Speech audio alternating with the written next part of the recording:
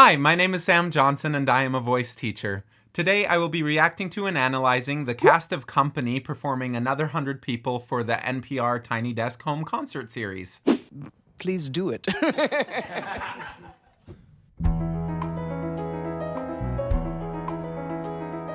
Another 100 people just got off of the train and came up through the crowd, while another 100 people just got off of the bus and are looking around at another 100 people who got off of the plane and are looking at us who got off of the train and the plane and the bus maybe yesterday.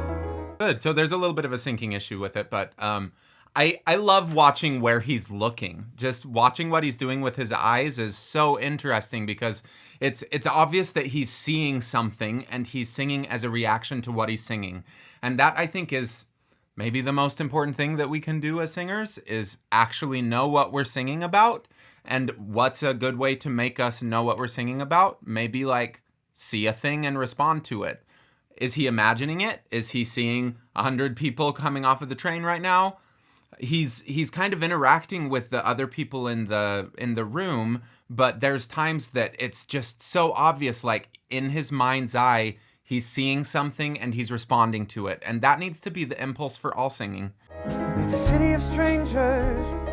Some come to work, some to play. A city of strangers. Some come to stare, some to stay. And every day, the ones who stay can find each other in the crowded streets and the guarded park. His face is so interesting. Vocally, his mouth isn't really opening that much. He's not going up above the E flat. It's not very high. And he has a lot of dynamic variety within what he's doing. But again, everything is motivated by what he's seeing. He is not just saying, I'm going to make my face look funny like this right now because it's a funny look. Like, that is a reaction to what his stimulus is. So if you're struggling to connect to a song, figure out what you're actually singing about. See if you can imagine a thing. And if it doesn't make you react in a way that says, I need to communicate this next line of music, maybe choose a different image. By the rusty fountains and the dusty trees with the battered bikes, and they walk together past the postered walls with the crude remarks. And they meet at parties through the friends of friends who they never know. Will you pick me up or do I meet you there? Shall we let it go? Did you get my message? Cause I looked in vain. Can we see each other Tuesday if it doesn't rain? Look, I'll message you tomorrow or I'll call you and explain. His transition up into that light stuff is so gorgeous. It's just a smooth transition. It sounds different tonally, but that's okay. Like, I think that a lot of times when we're training voices, we try to ask for everything to sound the exact same regardless of where it is in the range, but it's just not realistic because individual sine waves, individual frequencies also have their own perceived color, and you could do everything perfectly and it will just sound slightly different as you go to different parts of your range. With him, that's part of the musical line of it just getting a little bit lighter, and he does it in a really beautiful way where there's not just this sudden jarring moment that's like, oh, that's a different sound. When that happens, usually it either sounds like someone's untrained or we do it on purpose to make it sound like it's a flip. That just sounded like a really beautiful transition up into head voice. Another thing that I love I love Broadway actors, and just, they're so good. I miss going to live theater. I haven't been to very much live theater in the last few years, and I miss it.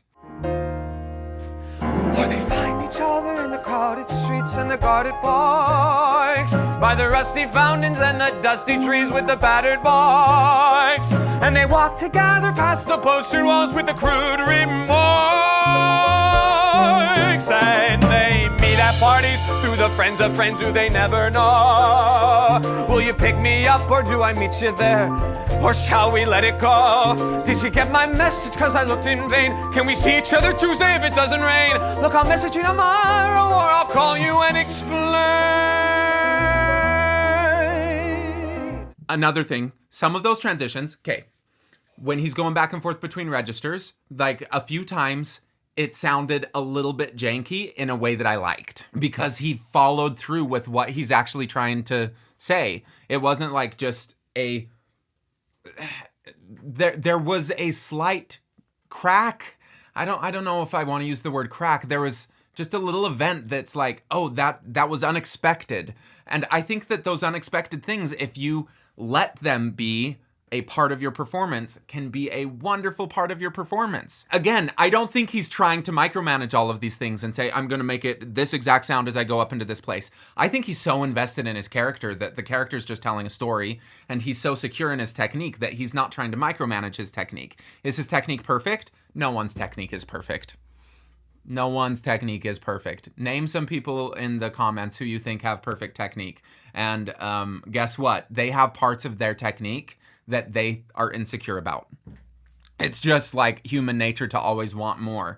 But I think that he's doing a wonderful job of saying it doesn't matter if I have any of these insecurities because I'm secure enough and I've practiced this enough that I can just be the character and whatever happens with my voice is right. Another 100 people just got off of the train.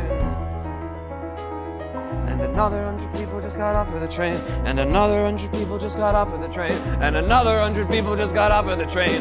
Another 100 people just got off of the train.